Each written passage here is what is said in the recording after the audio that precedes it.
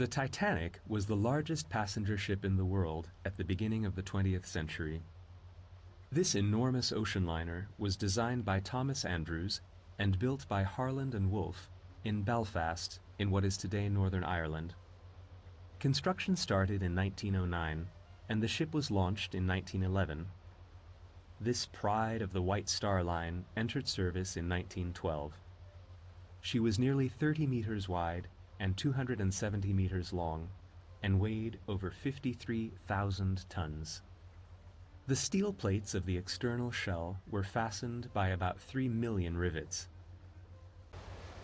The power plant of the Titanic consisted of 29 boilers, 2 4-cylinder steam engines, and 1 steam turbine, which drove 3 bronze propellers, 2 3-bladed propellers on each side, and a 4-bladed propeller in the center. The turbines and steam engines had a combined output of 50,000 horsepower and produced a speed of over 22 knots, or 40 kilometers per hour. The enormous hull was divided into several decks.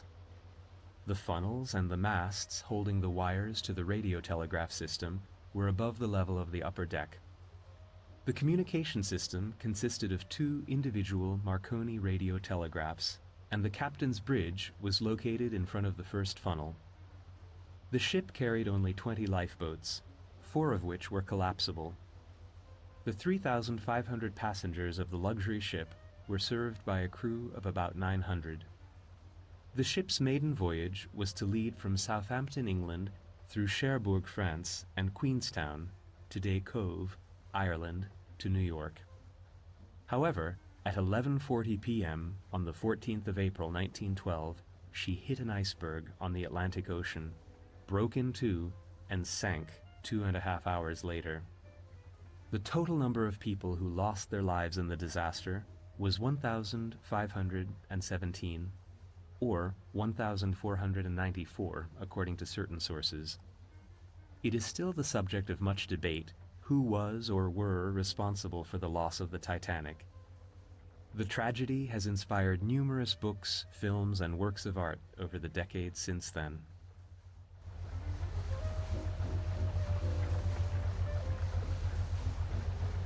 RMS Titanic was a British ocean liner that sank on April 15, 1912 as a result of striking an iceberg on her maiden voyage from Southampton, England, to New York City, United States. Of the estimated 2,224 passengers and crew aboard, approximately 1,500 died. Figures vary, making the incident one of the deadliest peacetime sinkings of a single ship. Titanic, operated by the White Star Line, carried some of the wealthiest people in the world, as well as hundreds of emigrants from the British Isles, Scandinavia, and elsewhere in Europe who were seeking a new life in the United States and Canada. The disaster drew public attention, spurred major changes in maritime safety regulations, and inspired a lasting legacy in popular culture. RMS Carpathia took 3 days to reach New York after leaving the scene of the disaster, with a journey slowed by pack ice, fog, thunderstorms, and rough seas. Carpathia was, however, able to pass news to the outside world by wireless about what had happened. The initial reports were confusing, leading the American press to report erroneously on April 15 that Titanic was being towed to port by SS Virginian.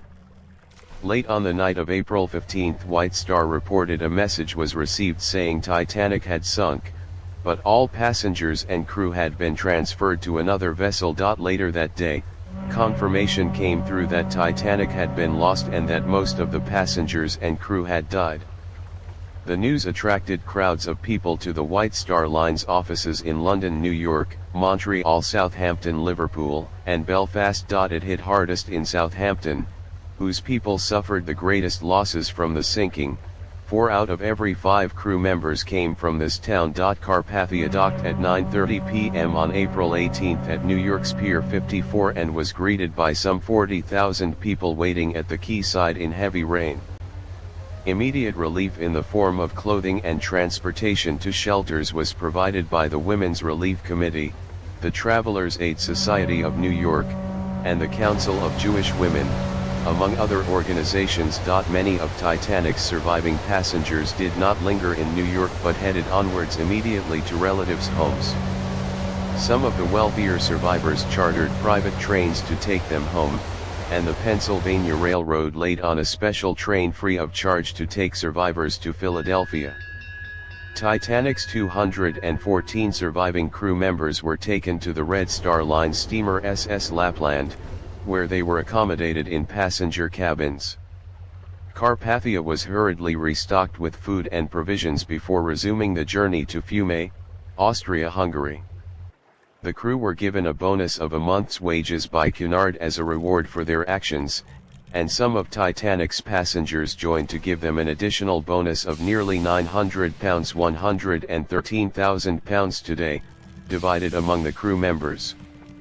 The ship's arrival in New York led to a frenzy of press interest, with newspapers competing to be the first to report the survivors' stories. Some reporters bribed their way aboard the pilot boat New York, which guided Carpathia into harbor, and one even managed to get onto Carpathia before docking. Crowds gathered outside newspaper offices to see the latest reports being posted in the windows or on billboards. It took another 4 days for a complete list of casualties to be compiled and released, adding to the agony of relatives waiting for news of those who had been aboard Titanic. In January 1912, the hulls and equipment of Titanic and Olympic had been insured through Lloyd's of London and London Marine Insurance. The total coverage was £1 million, £123 million today per ship.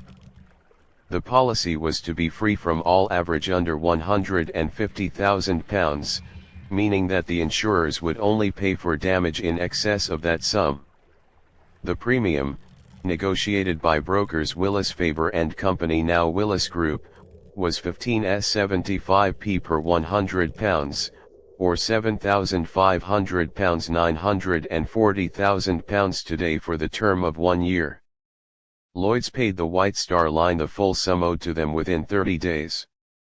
Many charities were set up to help the survivors and their families, many of whom lost their sole wage earner, or, in the case of many third-class survivors, everything they owned.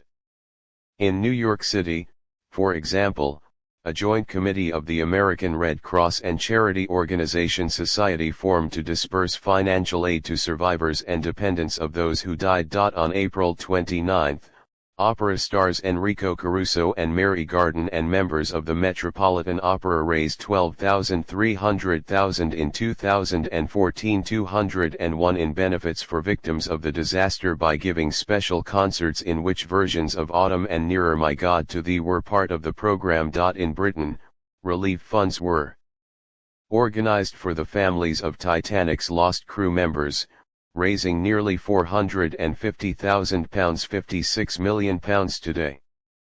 One such fund was still in operation as late as the 1960s. In the United States and Britain, more than 60 survivors combined to sue the White Star Line for damages connected to loss of life and baggage. The claims totaled $16,804,112 APPR. $419 million in 2018 USD, which was far in excess of what White Star argued it was responsible for as a limited liability company under American law. Because the bulk of the litigants were in the United States, White Star petitioned the United States Supreme Court in 1914, which ruled in its favor that it qualified as an LLC and found that the causes of the ship's sinking were largely unforeseeable, rather than due to negligence. This sharply limited the scope of damages survivors and family members were entitled to, prompting them to reduce their claims to some $2.5 million. White Star only settled for $664,000 APPR. $16.56 million in 2018, about 27% of the original total sought by survivors. The settlement was agreed to by 44 of the claimants in December 1915, with $500,000 set aside for the American claimants, $50,000 for the British, and 114,000 to go towards interest and legal expenses. Knots, which was maintained following numerous ice warnings, noting that what was a mistake in the case of the Titanic would without doubt be negligence in any similar case in the future. The recommendations included strong suggestions for major changes in maritime regulations to implement new safety measures, such as ensuring that more lifeboats were provided, that lifeboat drills were properly carried out, and that wireless equipment on passenger ships was manned around the clock.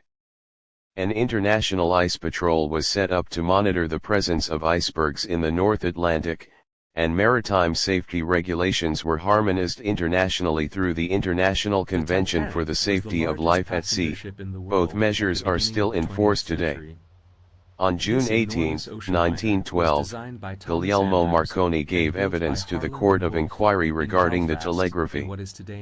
Its final report recommended that all liners carry the system and that sufficient operators maintain a constant service. The way the Titanic sank brought to light serious design issues with the Olympic class. As a result, the Olympic went through a major refit and design changes for the construction of the Britannic.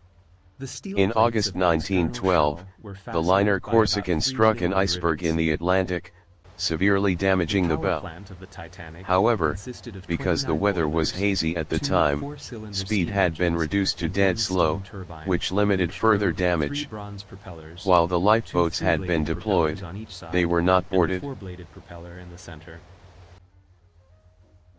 One of the most controversial issues examined by the inquiries was the role played by SS Californian, which had been only a few miles from Titanic but had not picked up distress calls or responded to signal rockets. Californian had stopped for the night because of icy conditions and warned Titanic by radio, but was rebuked by Titanic's senior wireless operator, Jack Phillips.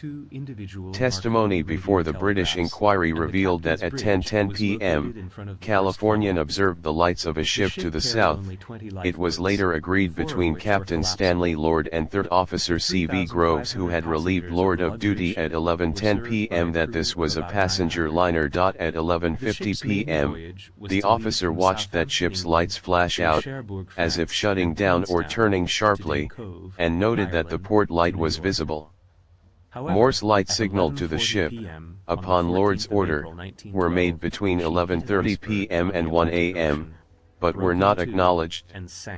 If Titanic was as far from the Californian as Lord claimed, Morse signals would not have been visible. A reasonable and prudent course of action would have been to awaken the wireless operator and to instruct him to attempt to contact Titanic by that method. Had Lord done so, it is possible he could have reached Titanic in time to save additional lives. Captain Lord had gone to the chart room at 11:00 p.m. Second Officer Herbert Stone, now on duty, notified Lord at 1:10 a.m. that the ship had fired 5 rockets. Lord wanted to know if they were company signals, that is, colored flares used for identification. Stone said that he did not know and that the rockets were all white.